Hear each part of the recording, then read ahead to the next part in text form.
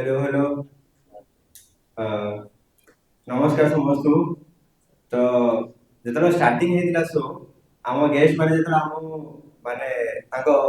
Point of view हम जो कहिथिले तो भाई हम फास्ट गोटे सजेस्ट करथिले जे आमे जेतलो आगु आगु काम करि करि जिया आमे जेतलो प्रीवियस काम फास्ट देखिया तो आमे निज इंप्रूवमेंट जानि पारिया तो मु भी एडा मोर 4 नंबर शो तो मु जेतलो स्टार्टिंग स्टार्टिंग रो जोडा करथिली तो सेडा मु फास्ट ना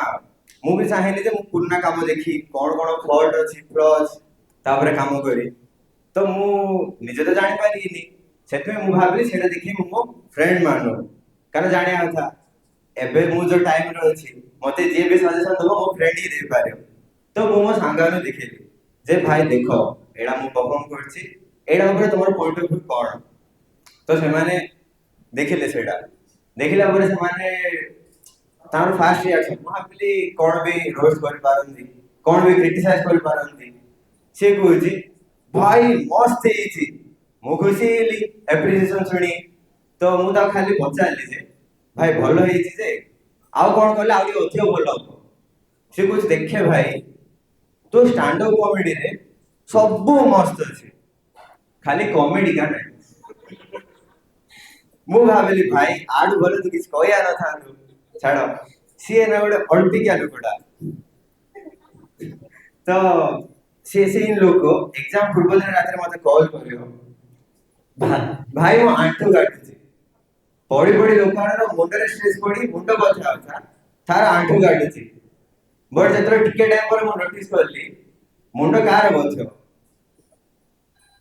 ଯା ଯାର ବ୍ରେନ୍ ଜୋର ଥିବ ତାର ସେଇଟା ବଥିବ ନା ଯାହା ବ୍ରେନ୍ ଆଣ୍ଠୁରେ ଥିବ ତାର ଆଣ୍ଠୁରେ ବଥିବ ତ ସିଧା ଲୋକ ସେ ଆଉ ଦେଖ ବଏଜ ମାନଙ୍କର ଏତିକି ଅଛି ତାଙ୍କର ଯୋଉ ଡିସ୍କସନ ପଡିବ ତାର ଗୋଡ ମୁଣ୍ଡ କିଛି ନଥିବ କଣ ବି ଡିସ୍କସନ ପଡିଥିବ ଗୋଟେ ନର୍ମାଲ ଟପିକ ସେଟା ସିରିୟସ୍ ଡିସ୍କସନ ପଡିଥିବ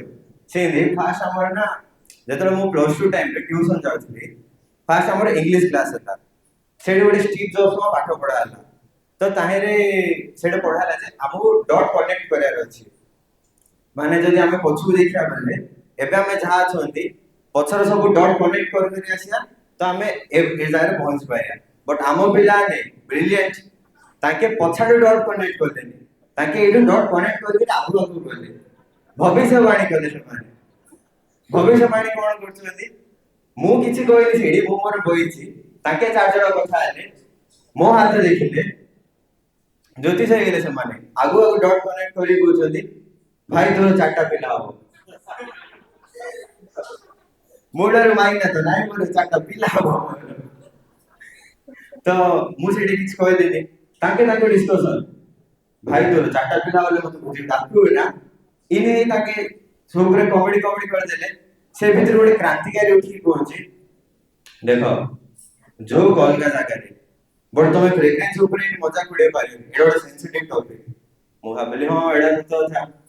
ଯୋଉଟା ମୋ ଉପରେ ହେଇଥିଲା ମୁଁ କିଛି କହିନି ସିଏ ସେଠି ଲେକ୍ଚର ଦେଲା ଆମେ କହିପାରିବାନି ଝିଅ ପିଲା ପାଇଁ ହଉଛି ସିଏ ହଉଛି ତାପରେ ମୋ ଆଡେ ବୁଲିକି କହୁଛି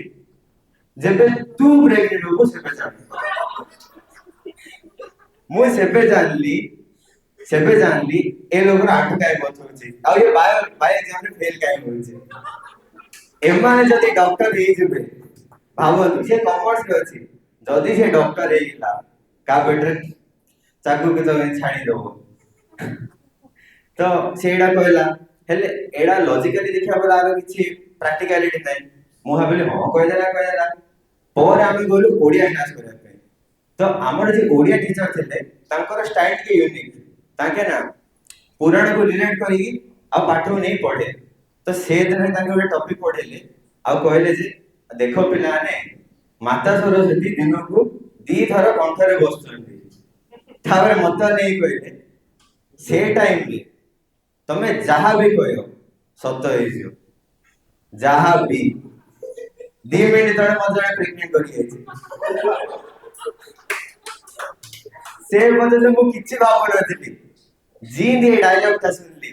ଏବେ ଟିକେ ଟିକେ ମୋ ମୁଣ୍ଡ ହାତ ବୁଲେଇଲାଣି ଟିକେ ଟିକେ ବାନ୍ତି ଲାଗୁଛି ତ ତାପରେ ସାର୍ କହିଲେ ନାଇଁ बट एबे जेतोड़ा कळि जाउछाती सब कथा इन सत हबनी तो मोरल ऑफ द स्टोरी जदि आपण परिवार से क्रांतिकारी लोक अछंती तांकर टिके दूरे रहंतु कारण जणे नै सेमानको क्रांति चक्कर रे हम बांधि जो अलगा नै थैंक यू।